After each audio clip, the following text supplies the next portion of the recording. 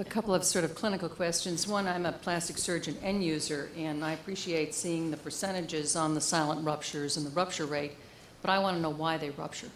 Now, we've danced around this question before, and no one answered it. And what I want to hear from you is, do you know why these implants break down over time? What happens to them?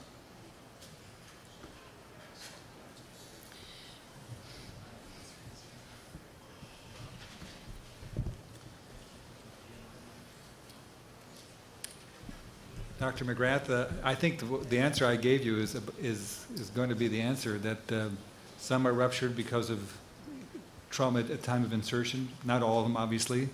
And over time, some rupture or fail, I think, because of the fold flaw method. I think the fold flaw is probably the most likely suspect over time. It's the thing that they're most vulnerable to. They're very strong in some ways, but they don't handle... These are your assumptions, Dr. Spears. We need to understand whether the polymer is thinning or the seal is coming off or what's happening to these things that they fail. What's your impression of the comments from the panel? I mean, are you having a sense one way or the other where they're at or what they're thinking?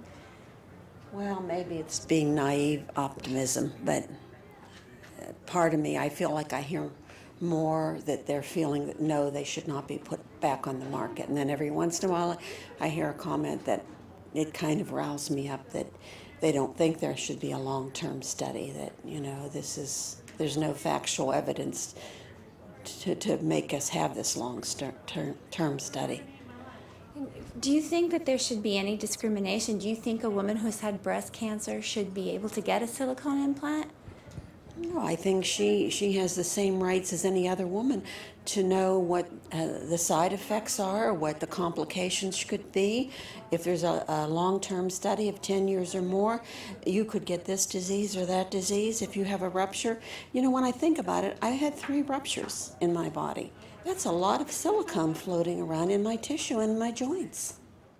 I think that